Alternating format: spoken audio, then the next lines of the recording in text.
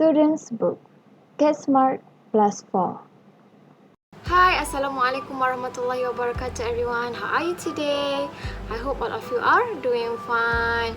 Okay, as usual, as always, before we start our class, we're gonna selawat upon Nabi Muhammad sallallahu alaihi wasallam. So before we start our class, let's selawat together, okay? صلى الله على محمد صلى الله عليه وسلم صلى الله على محمد صلى الله عليه وسلم صلى الله على محمد صلى الله عليه وسلم صلى الله على محمد صلى الله عليه وسلم. Alhamdulillah, awak telah pun selawat ke atas Nabi Muhammad sallallahu alaihi wasallam. Saya pun dah selawat ke atas Nabi Muhammad sallallahu alaihi wasallam. Semoga Allah pelihara kita, semoga kita mendapat syafaat di dunia dan juga di akhirat kelak. Okay, so masa semalam kita dah belajar berkaitan dengan penggunaan WH question dan juga pronunciation. Maafkan Ustazah. Preposition. Okay, so hari ini Ustazah nak tekankan balik juga penggunaan is ataupun isn't, are ataupun aren't. Okay, so tengok slide Ustazah kat depan ni. Okay, siapa yang boleh menggunakan is atau isn't? Selalunya yang gunakan is atau isn't adalah singular.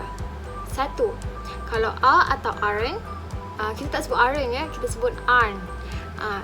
Kalau penggunaan are dan aren't, kita guna untuk plural, iaitu lebih daripada satu. Tak kisahlah jumlah dia 3, 4, 5, 1000, 2000, sejuta. Tapi start daripada 2 ke atas, kita akan guna are ataupun aren't. So, kita tengok kat jadual Ustazah ni. Penggunaan is ataupun isn't digunakan untuk he, she dan juga it. He ni merujuk kepada seorang, she juga merujuk kepada seorang, it juga merujuk kepada sesebuah barang selain daripada orang. Okay, kalau are ataupun aren't kita gunakan untuk jumlah yang banyak, termasuklah you. You ni pun special case.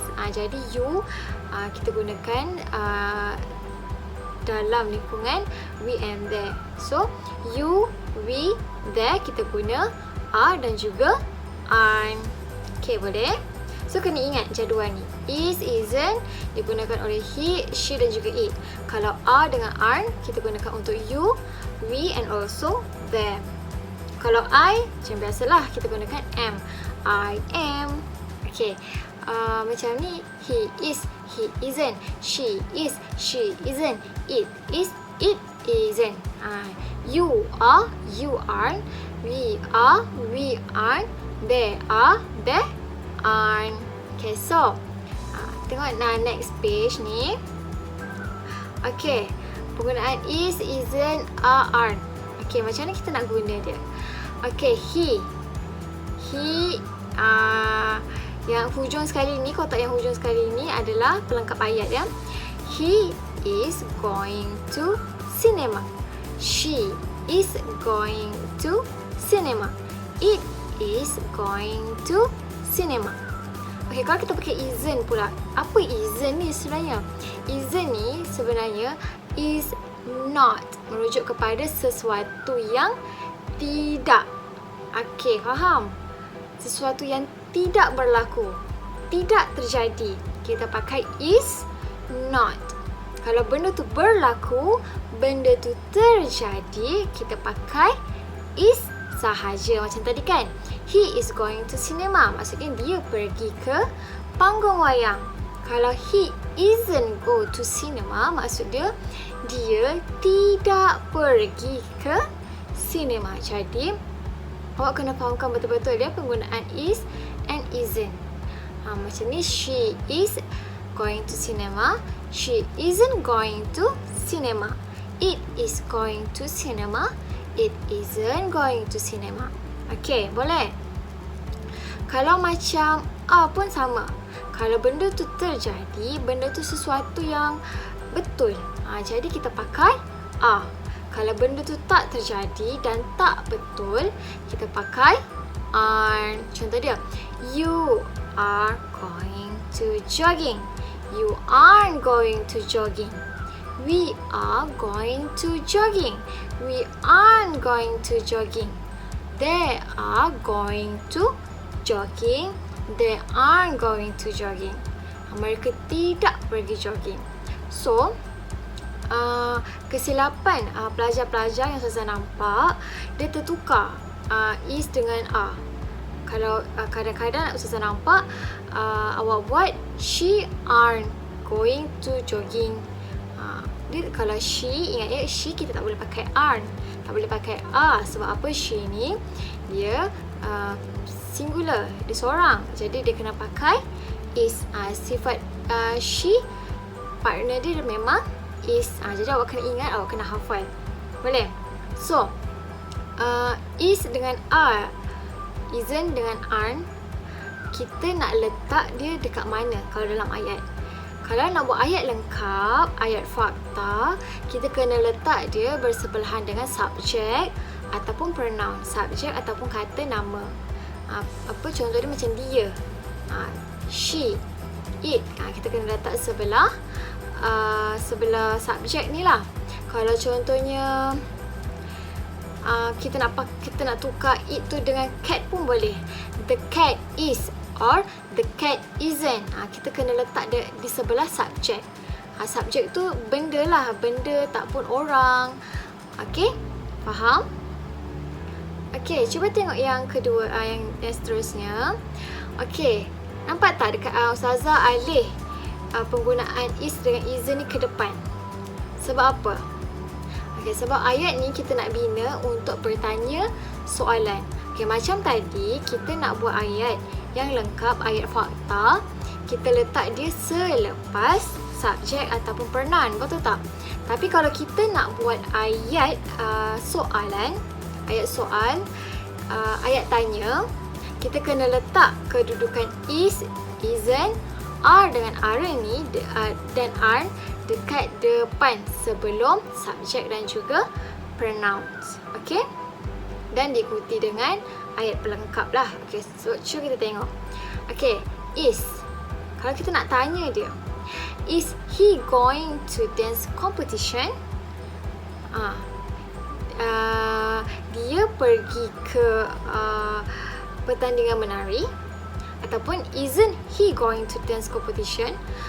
Bukankah dia pergi ke pertandingan menari? Tu kira ayat dia lah, untuk kita faham. Okay, kalau A dan aren't pun, A dengan aren't pun macam tu.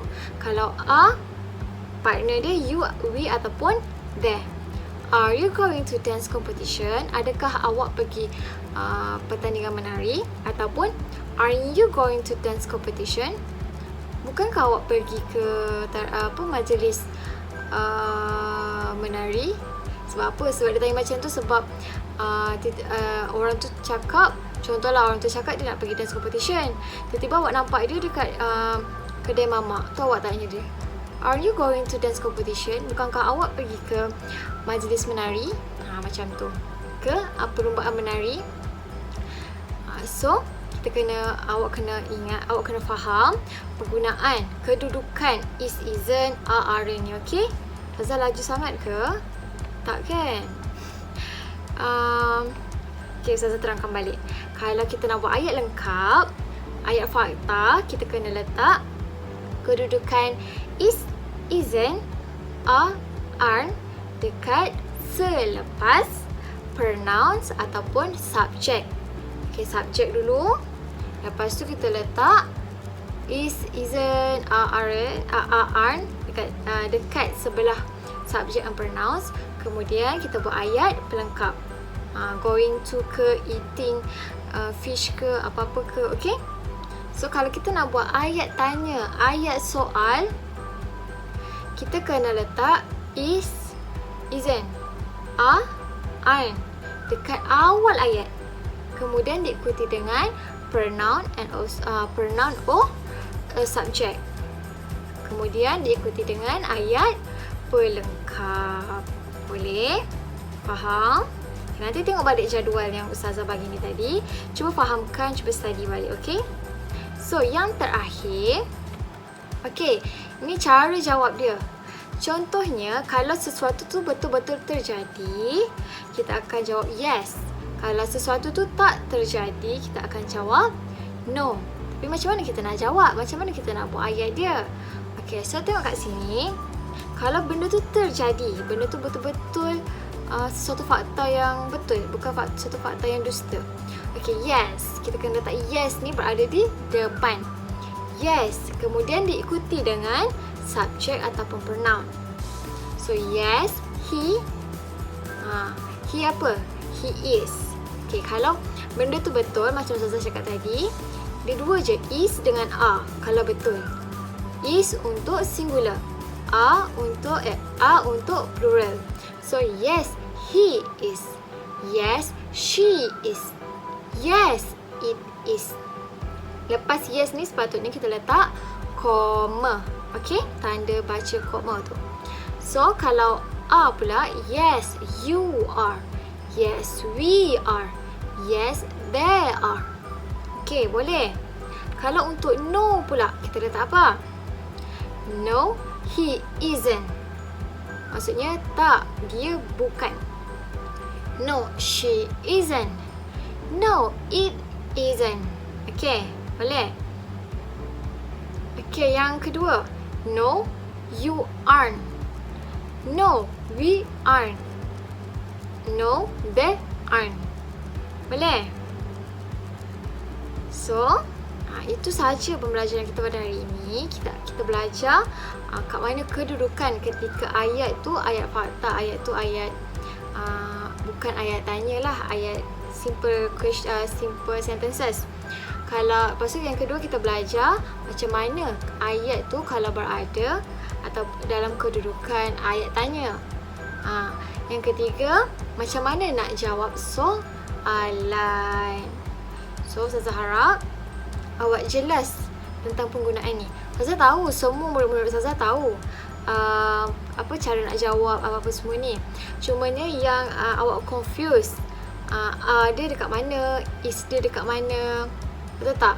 Is ni untuk penggunaan siapa je, ni untuk penggunaan siapa je, is ni nak pakai bila, isn't nak pakai bila, betul tak? So, Ustazah harap awak dapat sedikit sebanyak improvekan lagi pengetahuan awak tentang penggunaan is, isn't, are. Okay? So, sehingga kita berjumpa lagi di masa akan datang, di kelas akan datang, insya-Allah jika diizinkan Allah. So, see you when I see you. Bye. Assalamualaikum. Oh yeah, kids, it's time to say goodbye.